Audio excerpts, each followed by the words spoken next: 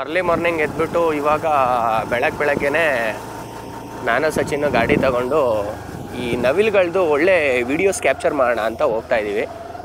ನವಿಲು ನೀವು ನೋಡಿರ್ತೀರ, ಆಲ್ಮೋಸ್ಟ್ ಅಲ್ಲಿ ಎಲ್ಲ ಕಡೆನೇ ಇರುತ್ತೆ, ತೋಟಗಳಲ್ಲಿ ಮತ್ತು ಗುಡ್ಡಗಾಡು ಪ್ರದೇಶದಲ್ಲಿ, ಕುರುಚಲು ಜಾಗದಲ್ಲಿ ಮತ್ತು ಫ್ರೀ ಆಗಿರೋ ವಾತಾವರಣಗಳಲ್ಲಿ ಸೊ ನವಿಲಿರುತ್ತೆ. ಈ ಒಂದು ನವಿಲನ್ನು ತುಂಬ ಹತ್ತಿರದಿಂದ ಕ್ಯಾಪ್ಚರ್ ಮಾಡೋಣ ಅಂತ ನಾನು ಬಂದೀನಿ. ಬರೀ ಪಿಕಾಕ್ ಹುಡ್ಕೋದೇ ಇಷ್ಟೊಂದು ಕಷ್ಟ ಅಂತಂದರೆ ಈ ನ್ಯಾಷನಲ್ ಜಿಯೋಗ್ರಫಿನಲ್ಲಿ, ಈ ಡಿಸ್ಕವರಿನಲ್ಲಿ ವಿಡಿಯೋ ಶೂಟ್ ಮಾಡ್ತಾರೆ, ವರ್ಷಾನ್ಗಟ್ಲೆ ತೆಗಿತಾರೆ ಅವರು. ಎಷ್ಟು ಕಷ್ಟಪಟ್ಟಿರ್ತಾರೆ ನೋಡಿ. ಬರೀ ನಮಗೆ ಪಿಕಾಕೆ ಸಿಗ್ತಾ ಇಲ್ಲ, ಬರೀ ನಾರ್ಮಲ್ ಆಗಿ ಒಂದು ವಿಡಿಯೋ ಶೂಟ್ ಮಾಡಲಿಕ್ಕೆ. ಅಂಥದ್ರಲ್ಲಿ ಅವರು ಆ ಟೈಗರ್ಗಳನ್ನ ಮತ್ತು ತುಂಬ ಚಿಕ್ಕ ಪುಟ್ಟ ಬರ್ಡ್ಸ್ಗಳನ್ನ ಕ್ಯಾಪ್ಚರ್ ಮಾಡ್ತಾರಲ್ಲ, ತುಂಬಾ ಕಷ್ಟ ಇರುತ್ತೆ ಅವ್ರದ್ದು ಎಫರ್ಟು.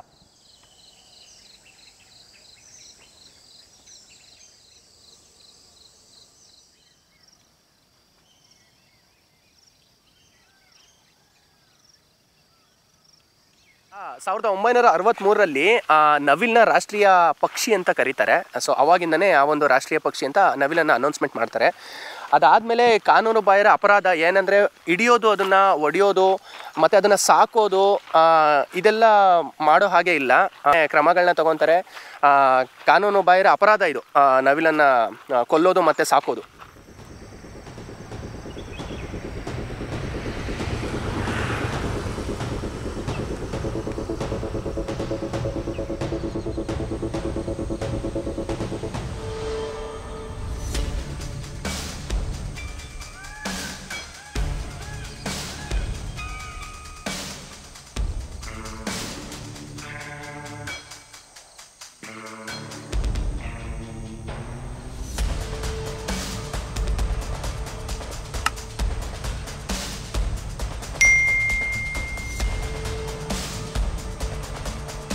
ನವಿಲಲ್ಲಿ ಟೋಟಲ್ ಆಗಿ ಬಂದ್ಬಿಟ್ಟು 3 ಪ್ರಭೇದದ ನವಿಲುಗಳು ಬರುತ್ತೆ.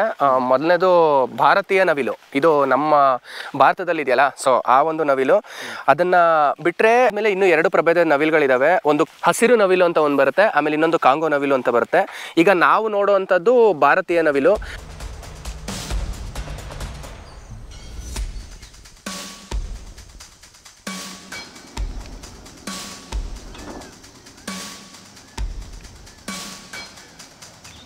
ಹಾವೇರಿ ಅಂತ ಒಂದು ಊರಿದೆ ಅಲ್ಲ, ಹಾವೇರಿ ಜಿಲ್ಲೆ. ಜಿಲ್ಲೆ ಅಲ್ಲಿ ಬಂಕಾಪುರ ಅಂತ ಒಂದು ನ್ಯಾಷನಲ್ ಝೂ ಇದೆ.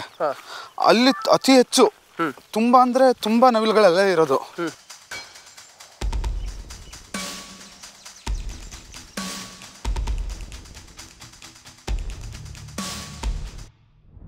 ಸುಮಾರು 1.5 ಗಂಟೆ 2 ಗಂಟೆ ತನಕ ಕಾದಿದ್ದೀನಿ. ಗರಿಬಿಚ್ಚು ನವಿಲು ತುಂಬ ರೇರು ಸಿಗೋದು.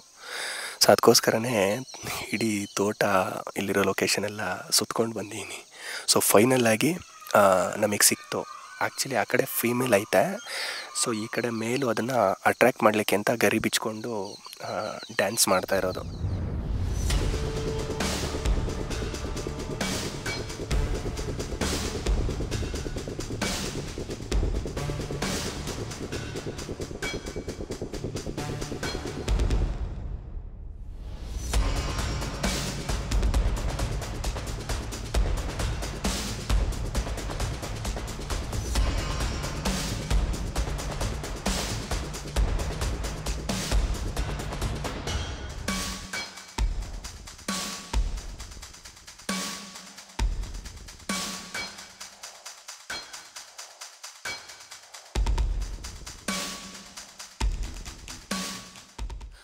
ಸೊ ಗೈಸ್, ತುಂಬ ಪೇಷನ್ಸ್ ಬೇಕು ಈ ಥರ ಎಲ್ಲ ಕ್ಯಾಪ್ಚರ್ ಮಾಡಬೇಕು ಅಂದರೆ.